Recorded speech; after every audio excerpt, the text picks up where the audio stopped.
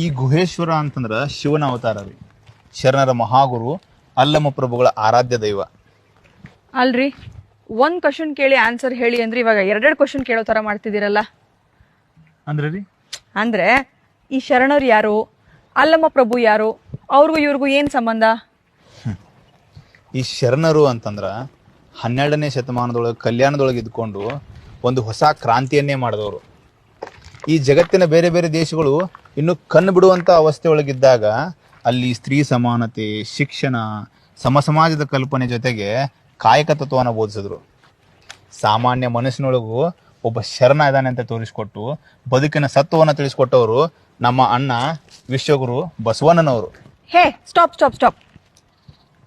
ಅಲ್ಲ, ಇದ್ಯಾವುದೋ ಹೊಸ ಕ್ಯಾರೆಕ್ಟರು. ಬಸವಣ್ಣ ನನಗೆ ಗೊತ್ತು, ಆದ್ರೆ ಅವ್ರ ಬಗ್ಗೆ ಅಷ್ಟು ಚೆನ್ನಾಗಿ ಗೊತ್ತಿಲ್ಲ. ಹೇಳ್ತೀರಾ? ಬಸವಣ್ಣ ಒಂದು ಕ್ಯಾರೆಕ್ಟರ್ ಅಲ್ಲ ರೀ, ಅದು ಒಂದು ಶಕ್ತಿ. ಈ ವಚನಗಳ ಮೂಲಕ ಜನಸಾಮಾನ್ಯರ ಜೀವನದ ಸಾರವನ್ನು ತಿಳಿಸಿಕೊಟ್ಟವರು. ಕನ್ನಡ ಸಾಹಿತ್ಯ ಲೋಕಕ್ಕೆ ಒಂದು ಹೊಸ ಆಯಾಮವನ್ನೇ ತಂದುಕೊಟ್ಟವರು. ಕಾಯಕವೇ ಕೈಲಾಸ ಎಂಬ ಮಾತಿನಂತೆ ಕಾಯಕದ ಮೂಲಕ ಜೀವನವನ್ನು ಸುಧಾರಿಸ್ಕೋಬಹುದು ಅಂತ ಜನಸಾಮಾನ್ಯರಿಗೆ ತಿಳಿಸಿಕೊಟ್ಟವರು ನಮ್ಮ ಅಣ್ಣ ಬಸವಣ್ಣನವರು. ಬಿಜ್ಜಳನ ಆಸ್ಥಾನದೊಳಗ ಅರ್ಥಮಂತ್ರಿಯಾಗಿದ್ರು ಕೂಡ ಜನರು ಅವರನ್ನ ಭಕ್ತಿ ಭಂಡಾರಿ ಬಸವಣ್ಣ ಅಂತ ಕರೀತಾರ. ಅದು ಅವ್ರಿಗಿರುವಂತ ಗೌರವ. ಶರಣರು ಅಂದ್ರೆ ಬರೀ ಬಸವಣ್ಣವರು ಅಷ್ಟೇ ಇದ್ರಾ? ಬರೀ ಬಸವಣ್ಣ ಒಬ್ರ ಅಲ್ರಿ, ಇನ್ನು ಬಹಳಷ್ಟು ಜನ ಶರಣರು ಅಲ್ಲಿದ್ರು. ಈ 12ನೇ ಶತಮಾನದೊಳಗನೆ ನಮ್ಮ ಕರ್ನಾಟಕದ ಕಲ್ಯಾಣದೊಳಗ ಅನುಭವ ಮಂಟಪವನ್ನು ಸ್ಥಾಪಿಸಿ ಈ ಪ್ರಜಾಪ್ರಭುತ್ವದ ಕಲ್ಪನೆಯನ್ನ ಜಗತ್ತಿಗೆ ಮೊದಲು ಕೊಟ್ಟಿದ್ದು ನಮ್ಮ ಶರಣರು. ಅಲ್ಲಿ ನಮ್ಮ ಅಲ್ಲಮ ಪ್ರಭುಗಳು ಅಧ್ಯಕ್ಷರಾಗಿದ್ರು. ಇನ್ನು ಹಲವಾರು ಶರಣರಲ್ಲಿದ್ರು. ಅಲ್ಲಿ ಅಕ್ಕ ಮಹಾದೇವಿ, ಸಿದ್ದರಾಮೇಶ್ವರ, ಹಡಪದ ಅಪ್ಪಣ್ಣ, ಮಡಿವಾಳ ಮಾಚಿದೇವ, ನೂಲಿ ಚಂದಯ್ಯ, ಅಂಬಿಗರ ಚೌಡಯ್ಯ, ಡೋಹಾರ ಕಕ್ಕಯ್ಯ, ಮಾದಾರ ಚೆನ್ನಯ್ಯ, ಮೋಳಿಗೆ ಮಾರಯ್ಯ, ಚನ್ನ ಬಸವಣ್ಣನವರು, ಇನ್ನು ಬಹಳಷ್ಟು ಜನ ಶರಣರು ಅಲ್ಲಿದ್ದರ್ರಿ. ಮೇಡಮ್, ಇಷ್ಟ ಅಲ್ರಿ, ಇನ್ನು ಬಹಳಷ್ಟು ಜನ ಶರಣರದಾರ. ಇವರೆಲ್ಲರೂ ಹೆಂಗೆ ಗೊತ್ತಾದ್ರು ಅಂತ ನೀವು ಕೇಳ್ತಿರಲ್ಲ, ಅದಕ್ಕೆ ಮೂಲ ಕಾರಣನೇ ಆ 12ನೇ ಶತಮಾನದೊಳಗೆ ತಯಾರಾದಂತಹ ವಚನಗಳು. ಈ ಅಕ್ಷರಾಭ್ಯಾಸ ಅನ್ನೋದು ಮೇಲ್ಸ್ತರದವ್ರಿಗೆ ಮಾತ್ರ ಸೀಮಿತ ಆಗಿದ್ದಂಥ ಸಮಯದೊಳಗೆ ಪ್ರತಿಯೊಬ್ಬರಿಗೂ ಅಕ್ಷರಾಭ್ಯಾಸ ಮಾಡಿ ಪ್ರತಿಯೊಬ್ಬ ಸಾಮಾನ್ಯನೊಳಗೂ ಒಬ್ಬ ಶರಣ ಅದಾನ ಅನ್ನೋದನ್ನು ತೋರಿಸ್ಕೊಟ್ಟಿದ್ದು ನಮ್ಮ ಬಸವಾದಿ ಶರಣರು. ಇಂಟ್ರೆಸ್ಟಿಂಗ್. ಬಾಬಾ, ಇಷ್ಟೊಂದು ಶರಣರಿದ್ರ? ಅದಿರ್ಲಿ, ಇಷ್ಟೆಲ್ಲ ನೀವ್ ಹೆಂಗ್ ತಿಳ್ಕೊಂಡ್ರಿ? ಮೇಡಮ್ ಅವರೇ, ಒಂದು ವಿಶೇಷ ಏನಪ್ಪಾ ಅಂದ್ರ ಈ ಕನ್ನಡ ಪರ ಚಳವಳಿಗಳು, ಹೋರಾಟಗಳು ಅಂತ ನಾವು ಈಗ ಮಾಡ್ತೀವಿ.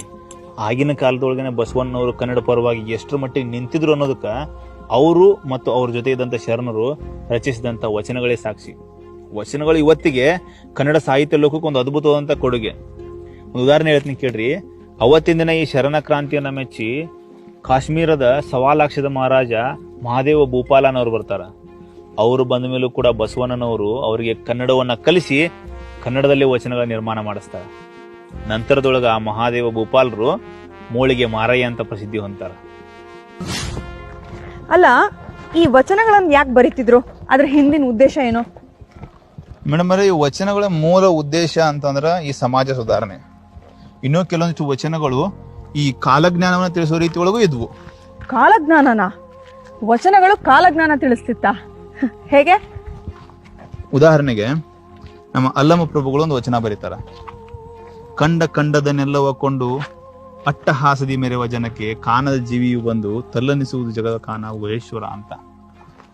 ಅಂದ್ರ 12ನೇ ಶತಮಾನದೊಳಗೆ ಹೇಳಿದ್ರಿ ಅವರು, ಒಂದು ಕಾನದ ಜೀವಿ ಬರುತ್ತಾ ಈ ಜಗತ್ತನ್ನ ತಲ್ಲನಿಸುವಾಗ ಮಾಡುತ್ತ ಅಂತೇಳಿ.